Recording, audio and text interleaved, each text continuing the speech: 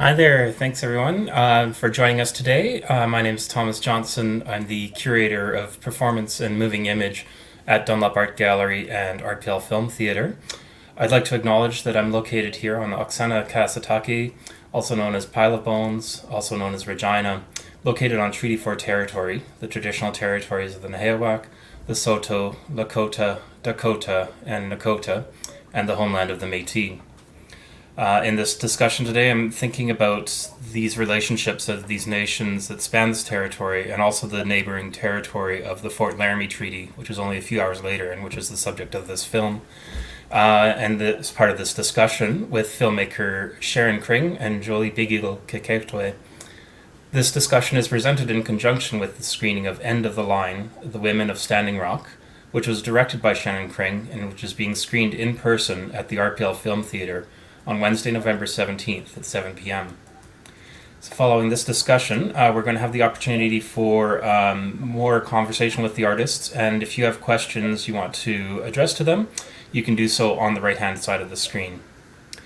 Now it's my pleasure to introduce our two guests. Shannon Kring is an Emmy-winning producer and director and humanitarian who amplifies the experience of those left vulnerable and voiceless through years of systematic oppression. Her work has been presented by dozens of governments and by institutions including the UN Permanent Forum on Indigenous Issues, the Smithsonian Institution Museum of the American Indian, NASA, MIT, and the British Museum.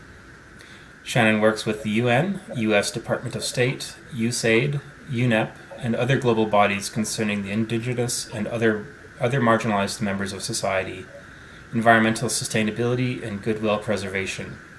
She serves as Honduras' UNWTO Liaison and official Goodwill ambassador. There's quite a bit more to her bio, and I do encourage you to look it up. And I hope we can speak more to her tremendous work. Jolie BigEagle-Kequahtooway is an interdisciplinary artist whose main source of inspiration is Tatanga, aka Buffalo. She's a fashion and textile designer, visual artist, beater, storyteller, and co-founder of the Buffalo People Arts Institute. She comes from a long line of buffalo hunters and is Nakota Cree Saulteaux from the White Bear First Nation, signatory to Treaty 4. She has degrees in civil engineering and the University of Calgary and mathematics from the First Nations University of Canada.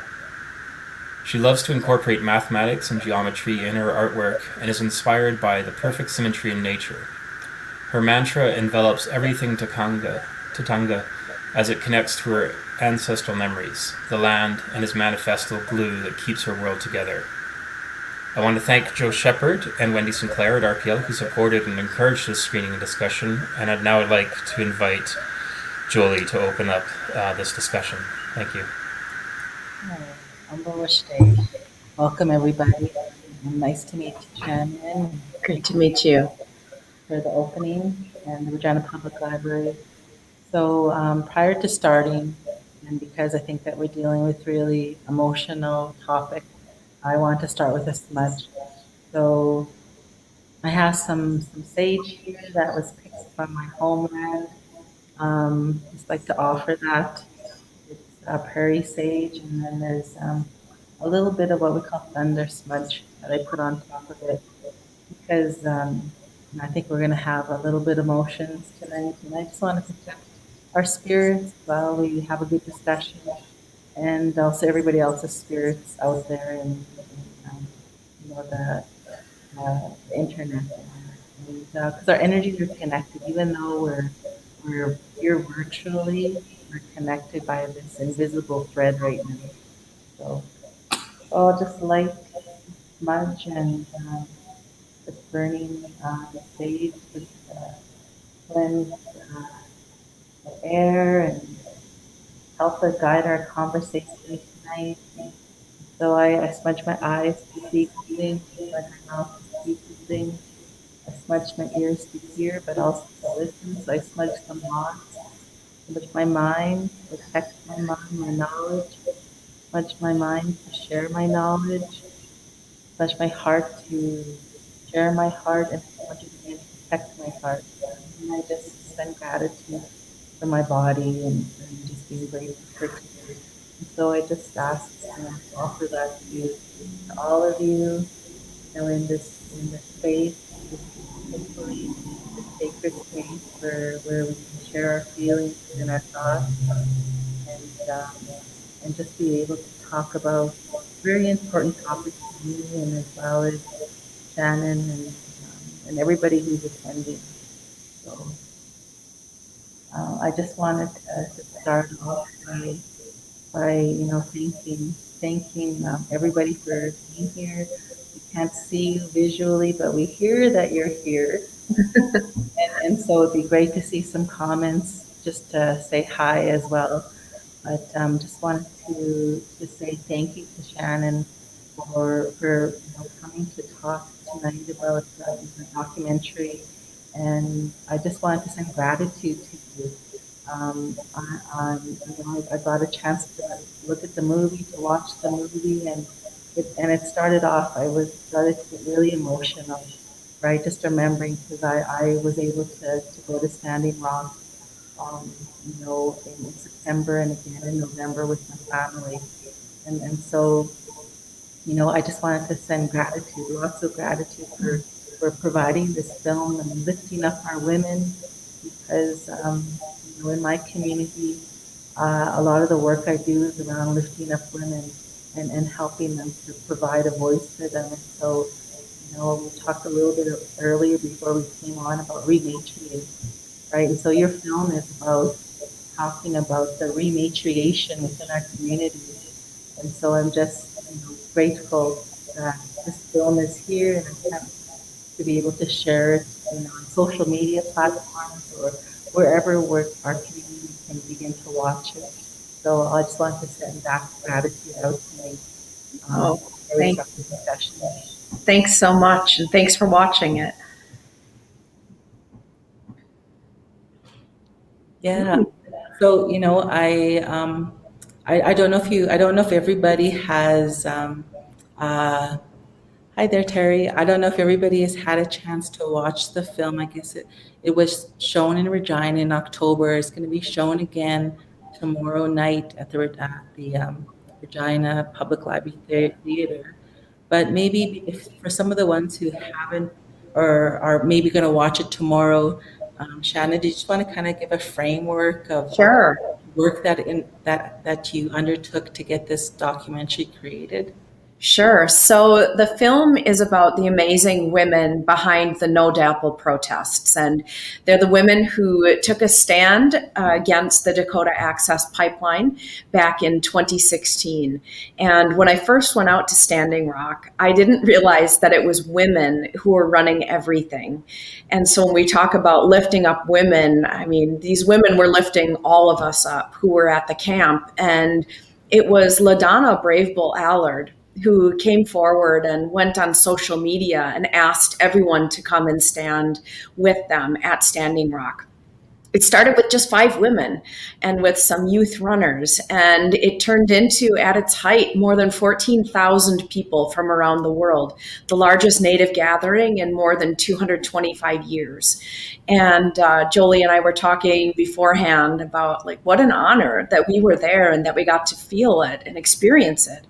Those of you who saw the film saw that there was so much violence and just awful stuff happening there. And yet at the same time, I felt a sense of connection and peace and love and groundedness that I had never felt at any point in my life and probably never will. Sadly, Standing Rock birthed something so profound, and people around the world now have dared to take a stand. I've talked to women all over the place, Guatemala and Finland, Honduras, South America, all over the world, who said that it was the women at Standing Rock who really inspired them. Now, oddly enough, in order to get the film made, it wasn't easy. I can tell you that. We had so many just negative comments because we're fighting many things in addition to just the same old patriarchal oppression that runs Hollywood and everything else. We were dealing with people who really didn't want this story to come out because of how it portrayed the state of North Dakota, how it portrayed, corporate America and the United States itself. And so I can remember the very first time that I went and took a big Hollywood meeting.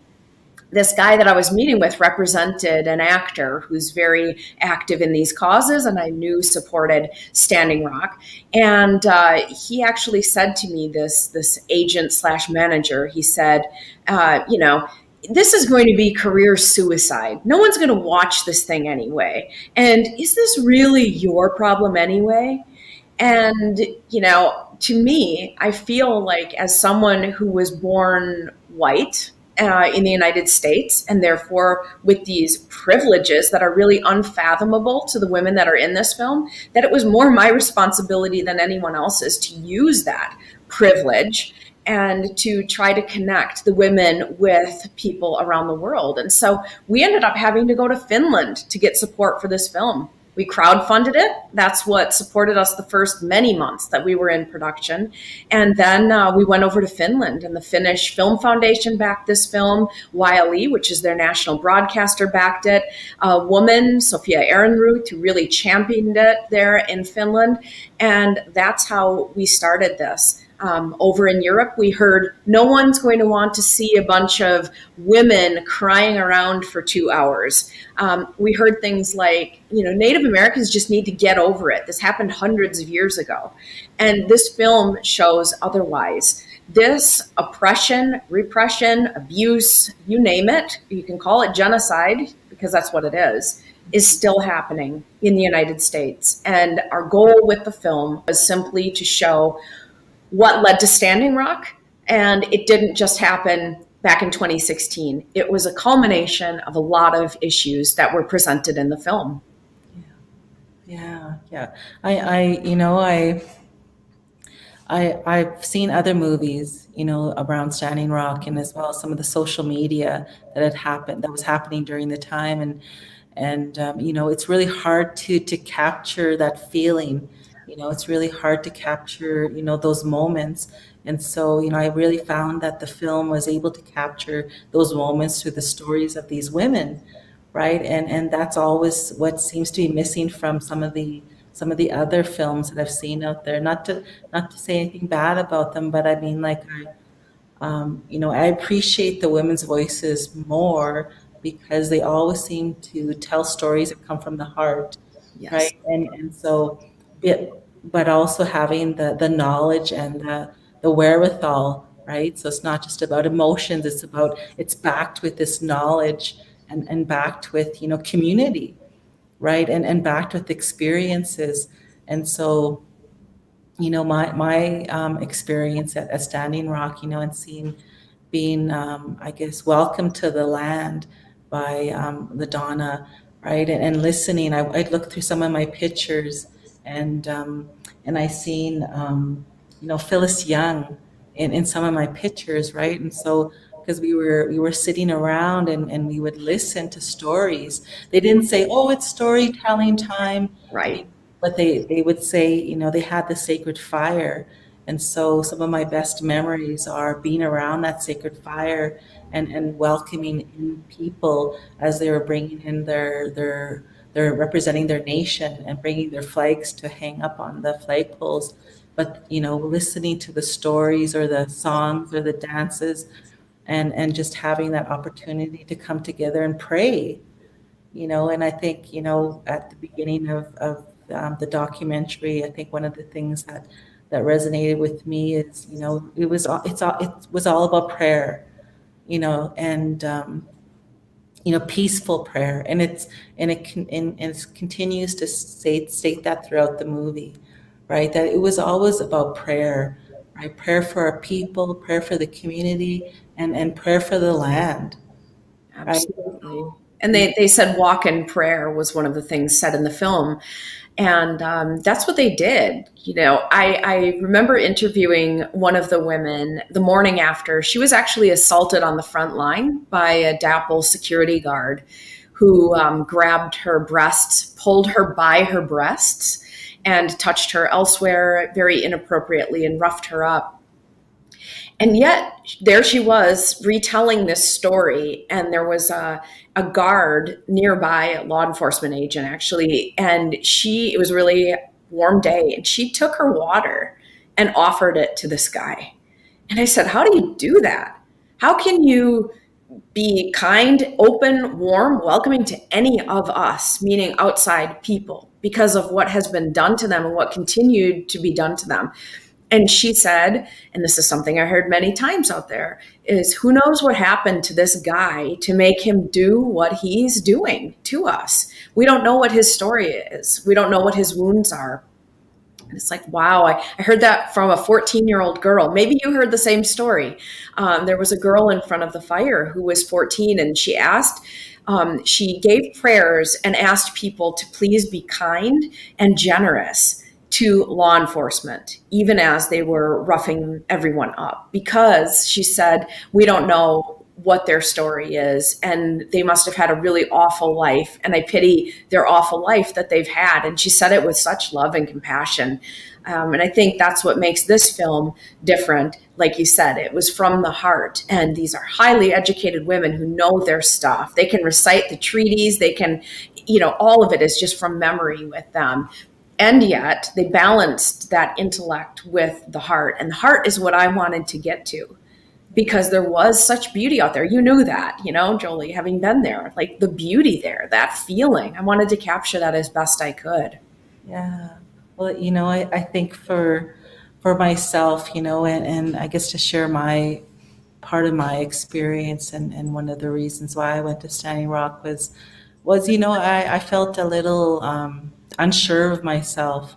I'm Nakota.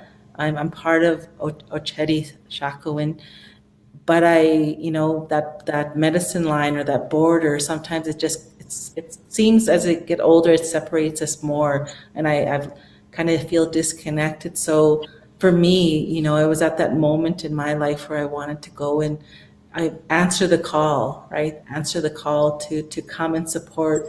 And if I could be one more body, just to be a body to support and provide that energy, because I believe in energy, and everything has energy. And so if I could at least provide something to the community, that I could provide that. But I know for myself also at that time, I was dealing with some difficult issues as well. So I kind of felt a bit of guilt, because I was going to seek some kind of reconciliation within myself, right? But I being there, in hearing the stories of other people, it felt like we all were coming to wanting to reconcile, whether it was Indigenous people or non-Indigenous people, and maybe some hidden agendas too for some of the ones that weren't coming for the best intentions, and some of them got weeded out, right? Yes. Those ones got weeded out. And for my children to experience, like what you had said, just that feeling, I just remember, like, if this was something that we could imagine as a village for our children, this is where I wanted to be, right? And once we got there, it was like the kids were meeting other kids from other nations, and Indigenous and non. Then they went to a school that was made out of a teepee, and they learned some Lakota songs. They were learning the Lakota alphabet, and and so my kids just felt really at home. And when I look back at some of the pictures, my daughter's lying on the ground, feeling safe. And I think it was right at the main camp too, right by the fire. But she felt safe enough just to lie on the ground, and so it just, when I just being there, it felt right away, it felt safe, right, and being and welcoming.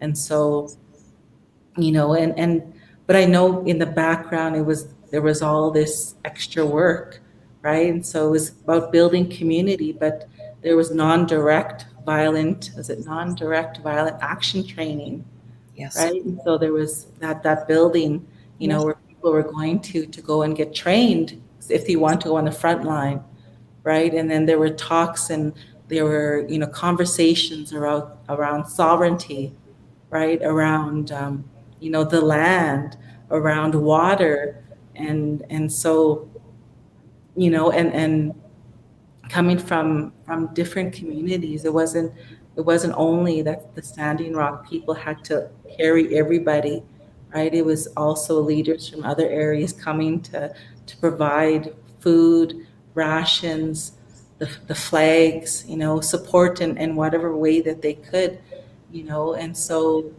you know, um, I remember, in terms of like if this was the village that we could create in each of our home territories, for me, that's what I took away from it.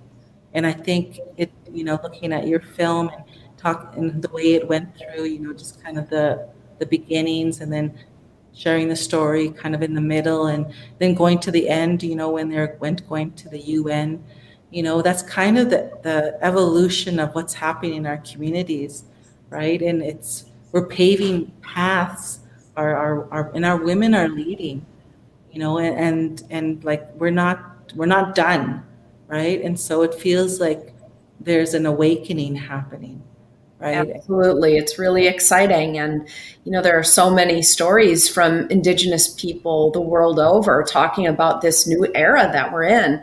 I made a documentary. My first documentary was about the Maya long count calendar and how people were saying that the Maya people believed that on December 21st, 2012, the world was going to end. That's not really what they believed for the most part.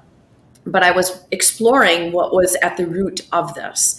And one of the things that I discovered was 27 different stories of the era between 2012 and 2025, approximately, of how the world was going to shift and it was going to be the women that were going to come forward and that we would feel it, that there was going to be major events all around the world, and that it was going to be women who were going to lift people up and rebuild society.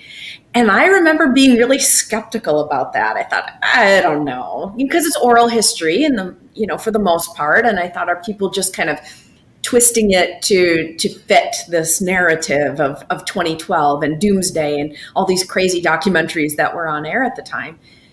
But I'll tell you, as we started nearing, 2015, 2016 with my work in Latin America, I started seeing what was happening there, which was, playing out things that have been happening there for a couple of hundred years as well.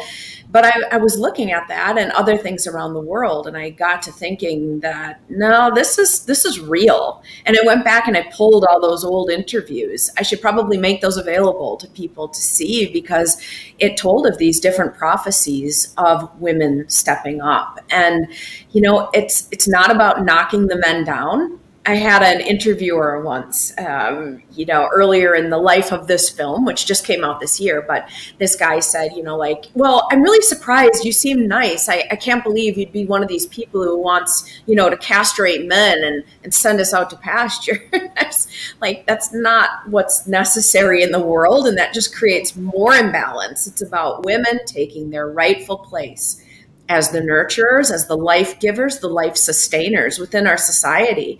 That was for the most part, beaten and raped out of women.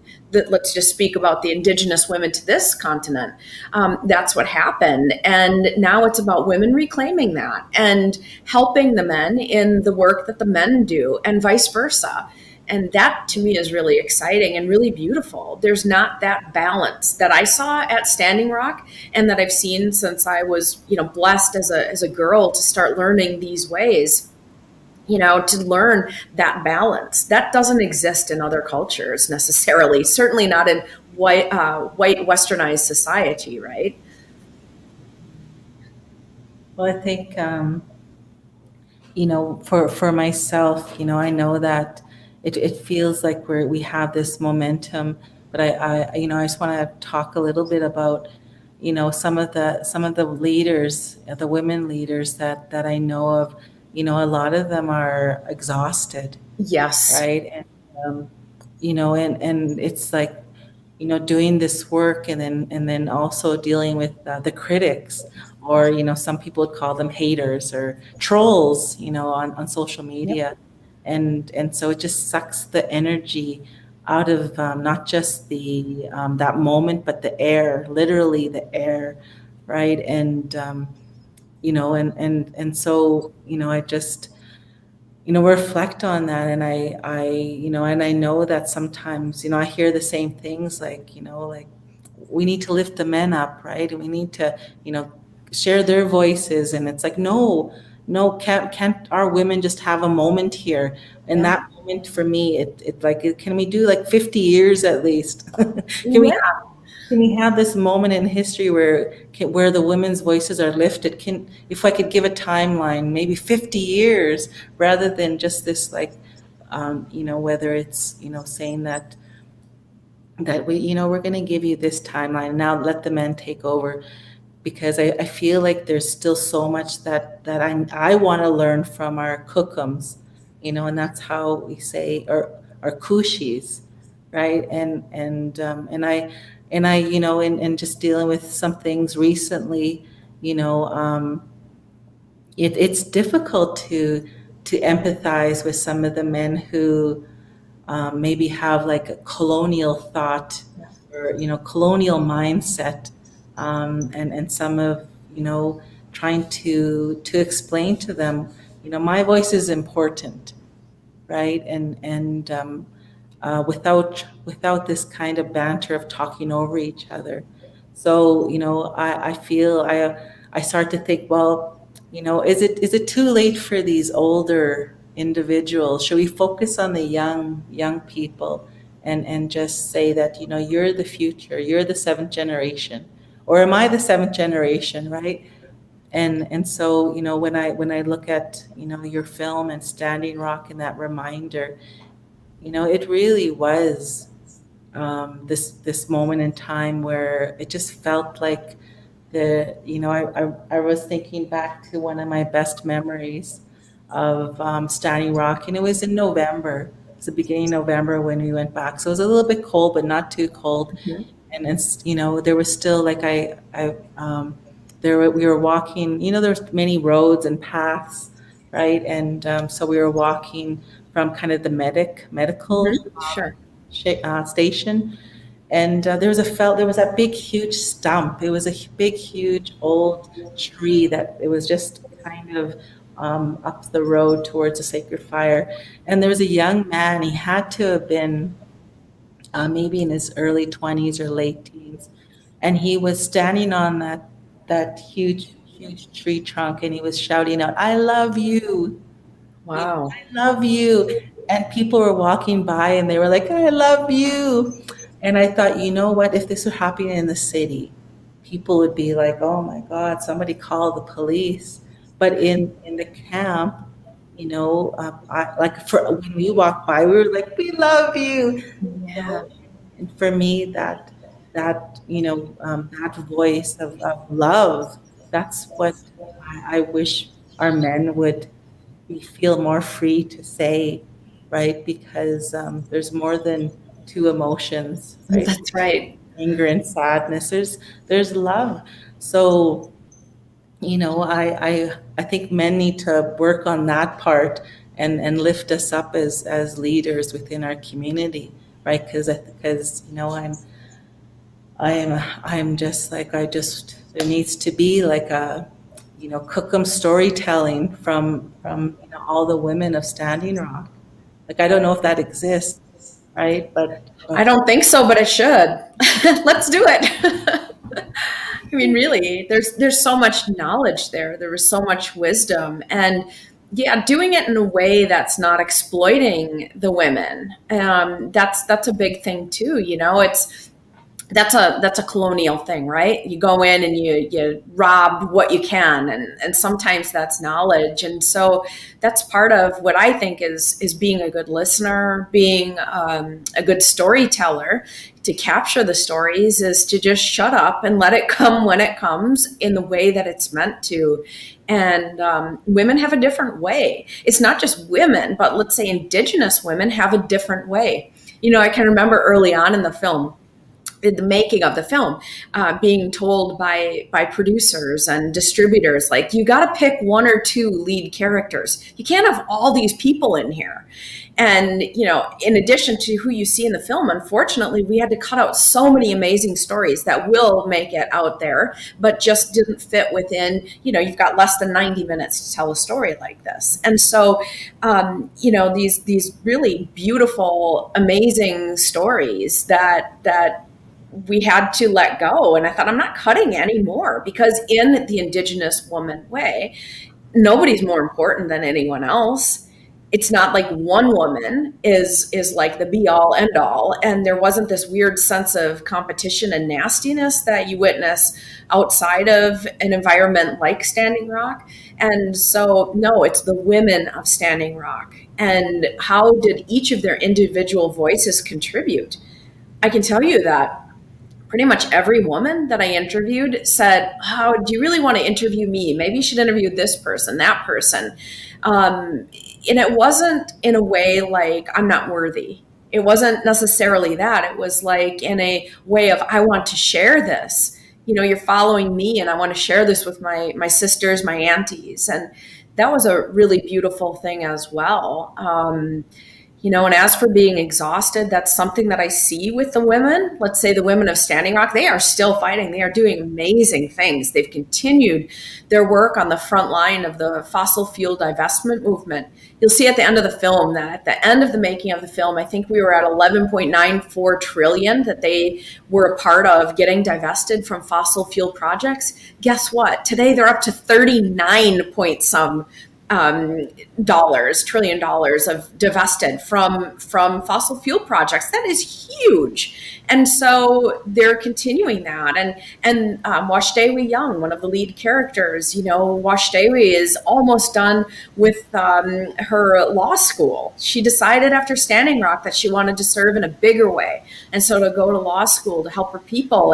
And they're doing all of this stuff. And yes, it is tiring. It's exhausting. And I think some of the reason why it's so damn tiring is because we're still trying to play by these societal rules and roles that say that we can't take that break, we can't take that rest, we can't sit down and just cry if the going gets rough, and all of these things. And I'll tell you, that's something that needs to change. And it's not just men. As you know, in the important work that you do, it's women who have bought into that as a sense of, self-preservation, undoubtedly, and to try to exist in this world and in business or whatever it is where they're trying to exist. Like, we all somehow played along with it. I wouldn't have had the courage to make this film when I was probably even in my 30s. I don't know that I would have had the courage, because I would have thought like, oh, who am I, to do this? I used to write books and I used to do television, and I'd always put someone else's name above mine on it. And I'd do these co-productions and co-author books. And really it was always me doing it, almost always was me doing all of it, but I didn't have the courage to step forward with my voice, because I was like, oh, who am I to be doing this? If LaDonna and Phyllis and all the other women at Standing Rock taught me anything, it's that one person truly can make a difference. And all of us have a role to play in the greater fabric of this world that we are co-creating. And we can make it something really beautiful, or we can make it something that is not. And if we're all still walking around with our wounds and our woe is me and I'm nothing, if we're carrying that to the table, then we're still playing by those rules that are oppressing people and lands all over the world. And I don't want to be a part of that. And so, even here sitting talking with you, Jolie, to see the work that you do, the important work that you do, the experiences that you have, like, I just make movies, like it's like, okay, I'm not fulfilling a role within the fabric of my community like you are. And yet we both have our jobs. And I think that's it. It's just feeling out what is our role? I don't know. Wouldn't you agree? Yeah. Well, I definitely, thank you. And I think that that's one of the issues that we're dealing with. That's kind of the after effects of colonialism, or is the worthiness of our women right? And I've talked to so many Indigenous women who said, no, I don't feel worthy, and it's like, well, when is that time? When are we going to feel worthy? What are we waiting for? Are we waiting for somebody to give us awards, adulation, respect? A lot of times, we're like, we take a step back and it's like, no, no, go let somebody else take the limelight. And so even for myself, I feel like I'm always saying, well, I'm second guessing. And so for me, colonialism has been, the best definition I could find is brainwashing. Yeah. It's been really brainwashing our communities to devalue women and to place men on a pedestal. And I'm like, why did we do that? And why are we continuing to do that? And so for a lot of the work that I do, it's about, well, where are the leaders? Because I do one-on-one, they're the leaders, I those cookums, but when we put them in a room, they get shy. And so part of the work that I'm doing is we're building the confidence by having ceremonies where women are leading. And so when I look at some of our histories and some of the things that I've heard about or read about, is when somebody has a vision, the whole community comes together and they help that person to fulfill that vision. And it could be the craziest thing, like, we do this and we turn around, in the four directions. It has to be done a certain way. But in the old days, people didn't say, what, that's crazy. They would just say, okay, we'll do it. Well, this is what your vision is. Let's do it. Exactly. And then maybe that, whatever that outcome is, maybe it won't happen right then, but that the ancestors have guided you. The ancestors, whatever you want to call it, ancestors' energy, the community, these, the world, right? Something has guided you to this moment to enact a vision. And when the community helps, then it's one step into the next part. And so, I'm so grateful for you capturing these moments, because I said I was going to cry before we started. When we had left Standing Rock, I told my daughter, and she was, she was only 5 at the time, and I told her, "Don't worry, we're going to come back. We'll come back in the spring." And then when we were watching them plow the village down, I was like, what am I going to tell my daughter that it's not there?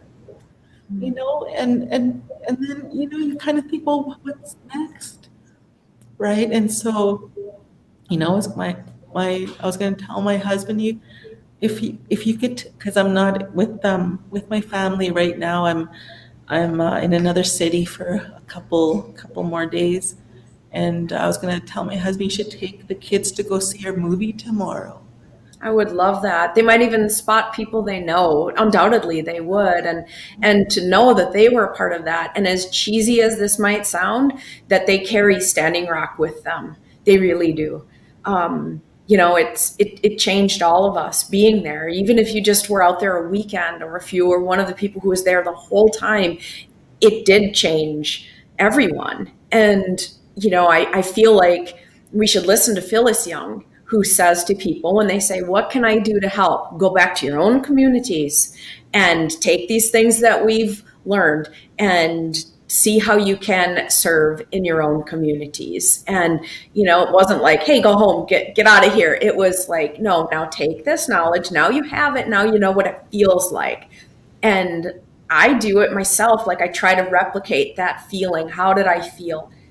And it's funny that I felt so great out there, because you know what? I was also going through a really rough time. I think it's interesting what you said about all of us going back there and having some sort of reconciliation. I needed it in my own life. when you said that, I thought, wow, that's true. And that's true of pretty much everyone that I can think of who is out there. But it's like, okay, how do I get back to that place and that place of trust? Because I think the rest of the world, there's just not that trust or faith that things are going to be okay.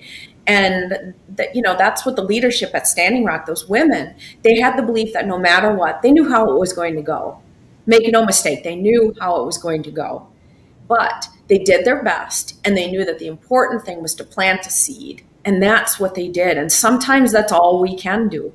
And so, yeah, we've got Standing Rock with us. And those of us who are still in touch every day, really, or most days, from Standing Rock, we've discussed this, and I think this is really important. We are going to try to raise money to do a healing ceremony for the women who were at Standing Rock, for the women who were in this film, for other women who were there because of that trauma, because we're still carrying that. Women, we tend to internalize things in a way. And so we've carried that grief with us, and the belief is that we carry it in our wombs and that we're going to pass that on if we don't heal that. And so to heal ourselves, in order to help heal our families and our communities and the world at large, we do want to go back and work with a holy man to help us through to heal that trauma. That's what I see all over the world. I mentioned Honduras before, how I lived and worked there for years, and I've been working there for about 16 years now. And everything that's done in Honduras, I keep seeing the aid that comes in, or the workshops, or anything that's done. It's done usually with a pure heart, and I think it's not going to stick. Why is it? It's because there is that unhealed trauma, which leads to thoughts like, I'm unworthy. I don't deserve this. I don't deserve this house that Habitat for Humanity has built for me. I don't deserve this car that was donated by these people in California. On and on I could go. If that trauma isn't healed, the PTSD is going to keep playing out over and over again. And those things that are meant to help are going to end up hurting, because everything hurts when you're in pain. And as the saying goes, hurt people hurt people. And so it's this cycle. So my belief is that women, one of the greatest things we can do is heal ourselves as best we can. And then that will be an example to everyone else to heal, because that's how we create Standing Rock around the world, both figuratively and literally when necessary.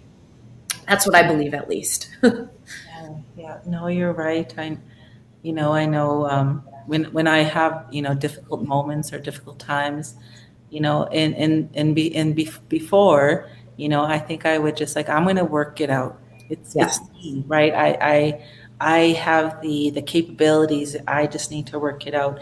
And now, as I've grown older, I'm like, you know what? No, I need to reach out and phone my mom, or phone somebody who's stronger than me, right? Or I think that's stronger than me, and just laugh with them, and and share these maybe whatever that moment is, or that trauma or issue, and and laugh about it. So, because sometimes maybe not that thing we laugh about, but we'll laugh about something else, right? And so I find that, wow, I just my circle gets bigger as I reach out and I ask for help, or I just say, hey, how are you? How are you doing? Because, this is how I'm doing. And so, I just really appreciate, the story that you've allowed us to see, right? And I was definitely looking for images of my children, right? And saying, I remember though walking down that highway, or being at that sacred fire, and There. here's some images of our time there, and this was in November. We went, we walked through the camp. They did a candlelight vigil, and so they gave everybody some candles, and then we walked through the village. And in the dark, we didn't have headlamps, so I think right now at this point there was maybe some car lights. We walked to the water, right where the Nodapl and security were on the other side and we were on this side, and some people had gone into the water during the day. And so we went, to pray with the water, right? And so it was long. We didn't realize it was probably like a 3-kilometer walk.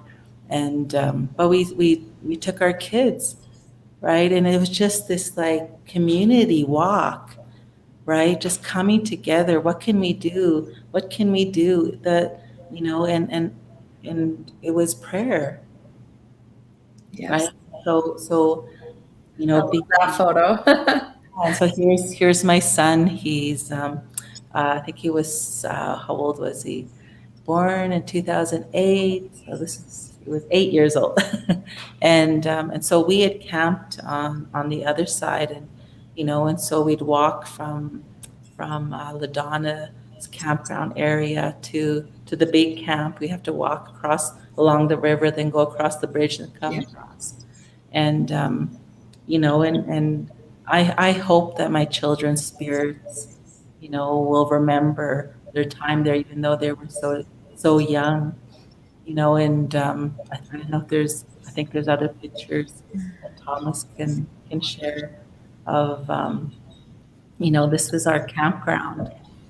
We chose the quieter side, LaDonna's house, and because for our children too, we knew they might yell around too, and just having the freedom to run, right, and feel safe, right. And so they had met other kids. I think we were camped by a family by Washington State, and so their kids and our kids and some of the other kids, they would run it into the bushes, right. When we weren't at the big camp, we would run in the bushes and just play hide and seek, and it just felt, like such an amazing experience, for our family. Yes, that's a beautiful photo.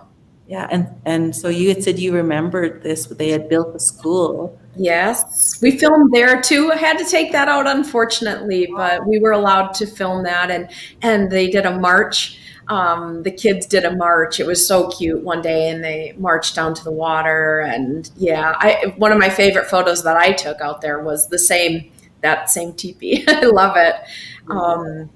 Really, really important for those kids. I mean, I don't think they'll forget. How could you, right? No, I remind them. Right? It's imprinted in their heart. Yes. So it's like, what part of the work that I do is talk about building warriors, and and I think being at Standing Rock and having that experience and having all these teachers and women leading the way, it created warriors. But a lot of the warriors are the storytellers, right? They're telling the stories and with a warrior spirit, right? And for myself, creating art, and sharing that and making a statement through the work I do around buffalo and bringing back the buffalo. It's about, finding our strengths that have always been within us. Yes. Right? I try tap because I'm like, we have to access it. I always say, well, that blood memory, where is it? Is it in my pinky, my toe, my pinky toe, right? And how do I access it? Because sometimes we've been, I guess we practice pushing it away. Right. Because we're like, well, where does it fit? Right. And it doesn't fit in the educational institutions where I've been brought up.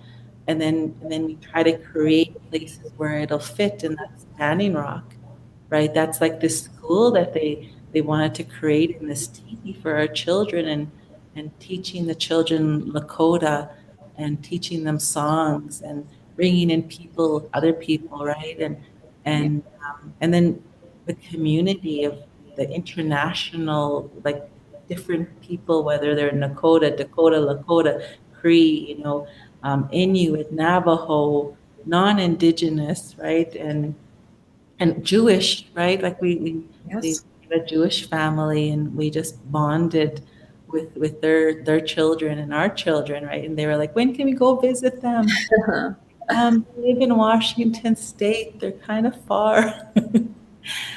and so I think there's another picture, and so this is me and my husband who's commenting in the comments. Lauren, Oh. I really appreciate his comment about, yes, men need to swallow their delicate male fragility and tone down their Mm. ego and be a true warrior and lift up our women, support them and be there to help. Yes, all we need is to share the love. I'm like, oh, Wow, that gives me goosebumps. thank you for sharing that. Wow. Here's a picture of me and my husband and our two youngest, and this is the flag from White Bear that was planted. And so, I don't know, we could probably talk more and more. I don't know if anybody else has any questions, but I know that when I look back at my pictures and I'm smiling, but I realize that, that the work being done, with like just thinking and seeing the images of the people that were the front lines and the ones in the water, and the ones like I participated in a water ceremony where, the women were leading the songs. And we went and the only purpose for that water ceremony was to sing to the water, right? Just to sing to the water and give thanks for all that the water provides and Mother Earth, Makaunshi provides, and I'm like, wow, when do you do that, in the city, right? And so it's practicing, my one of my elders said, take the water that you get from the tap and say a little prayer, into the water, and then you can drink it. And then it becomes, like medicine, right? And so I'm not like, I don't know if I practice it every day, but I'm mindful of it, right? And so, I just feel like I learned so much from Standing Rock, and I do my best to honor those stories, honor those ceremonies and those prayers, and just the amazingness of it, and I do my best to replicate some of that feeling in my community, right? And so, That's the highest wish of the women, the women who are from Standing Rock and who are in this film. That's all they wanted. Of course, to stop the pipeline, but even more importantly, they wanted us to take action and to do that outside of Standing Rock. So I have a question for you.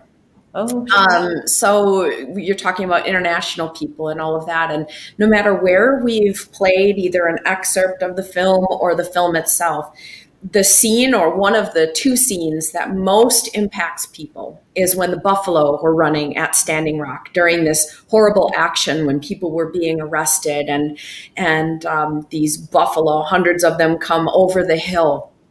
And I'm just curious with your connection with Buffalo. I've read where you've made a connection between Buffalo and boarding schools, the Indian boarding schools, and drawing that parallel. So I'd love for you to talk about that and also to comment on this. And that is a lot of the footage that you're seeing, the violence, that footage was captured by a police officer, a disgraced police officer who had so much guilt over what he did that he was looking for someone to give this footage to.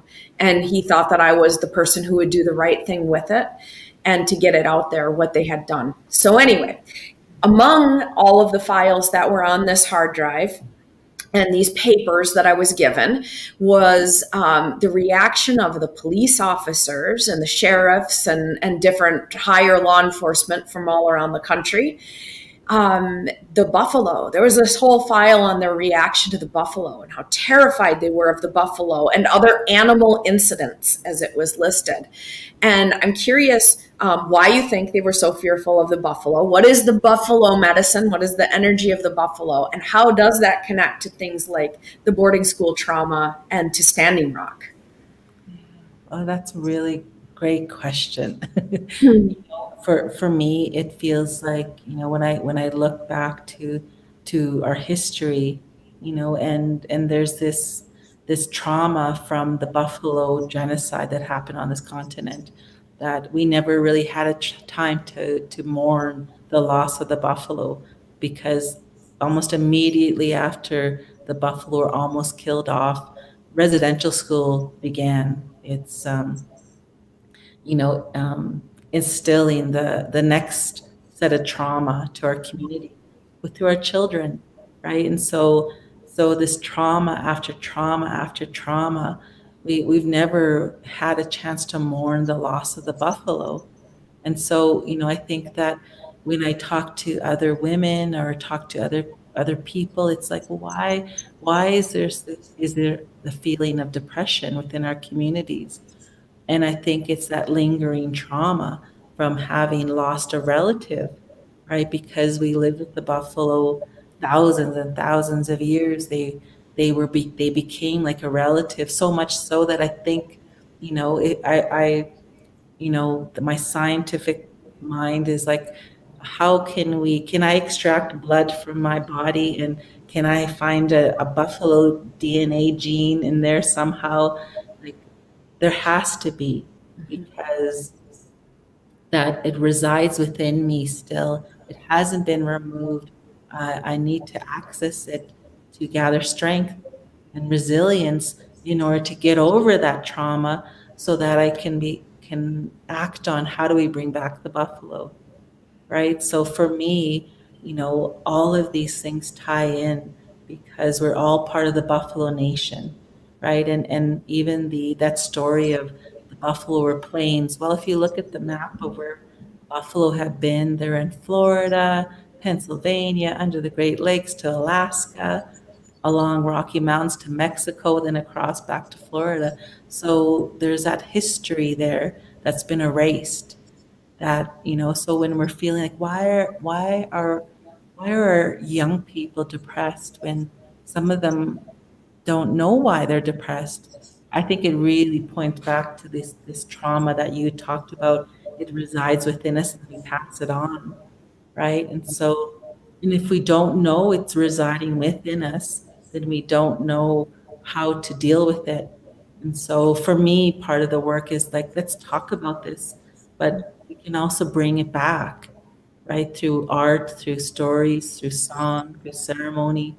And eventually, we're actually talking to people like the Buffalo Treaty.com people, Dr. Leroy Little Bear, Tasha Hubbard. She's a film documentary maker who's making a film about bringing back the buffalo, right? So these are the stories that we need to hear that will help us through some of the times when we're like exhausted, right? When we're just exhausted for doing this work, we could just, lay back and let, oops, some energy's going there, but I have this literal buffalo, piece of buffalo behind me, and these buffalo images. And for me, they help invigorate my spirit, so that I'm like, you know what? This is what helps me to get through the day, right? And this is what our community, this is what could help our young people get through, right? And so, those are the connections for me. So when I saw the running of the buffalo, I remembered, their prayer flags, right, by the entrance where the buffalo were. People were coming from all over, and they offered the prayer flags, for prayer for the buffalo. And then when I heard the story of the buffalo coming, when the people were, I don't know if they called them or somebody sang to them, but then they said the buffalo came and they were like almost like trying to protect us, right? Yes. People were like, the buffalo are coming. The buffalo, did you see them? Did you see them? They were there. They listened to us. And so for me, it's like, yeah, they did. They did. Wow. So that's why the police are afraid, because they don't understand that connection. They're lost. They've lost that connection to the land and to the But they felt it. Undoubtedly, they felt it. yeah, that's interesting to hear that point of view. right? Because I think that that's probably one of the things that is the, I guess, you look at what's going on right now in British Columbia, right? Like the landslides and, Yeah. and the flooding. It just feels like we're, that there's a disconnect to the land, Yes. right? And so, now Mother Earth, she's telling us, hey, you guys don't have any control. I have control, right? And so Standing Rock was all about, the pipeline. Why do we need more oil?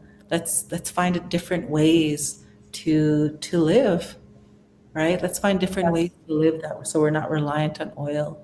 And and there's no will, but there are ways, right? Like solar energy. Absolutely.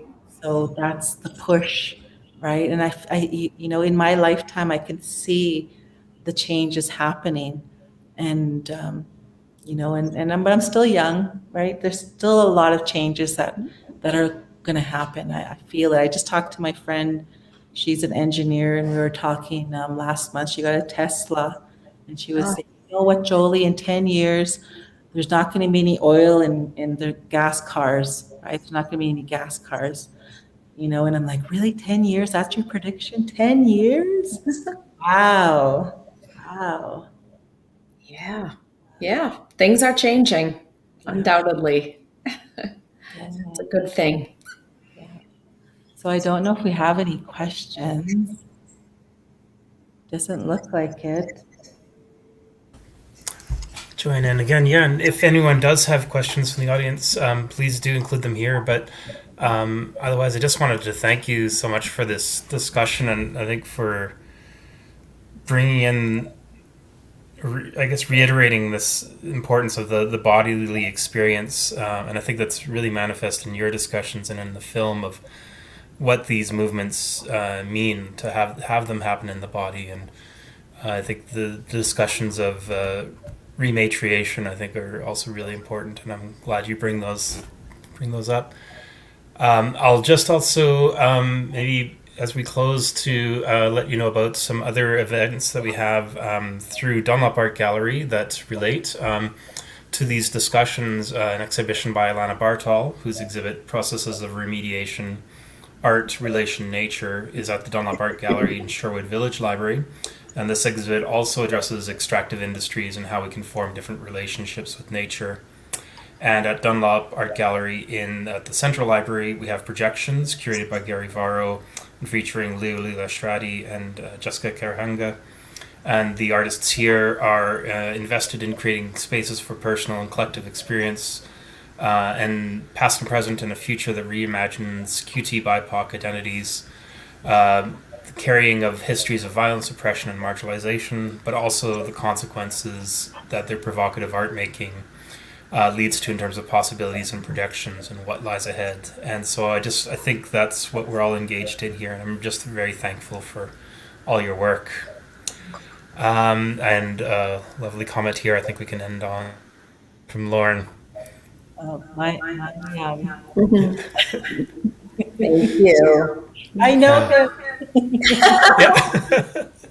Thank you, Lauren. You rubbed off on him. Yeah, it's a very good combination together. So grateful. Wonderful. I'm just, wow, I'm going to watch this show over again. I thank you so much, Shannon.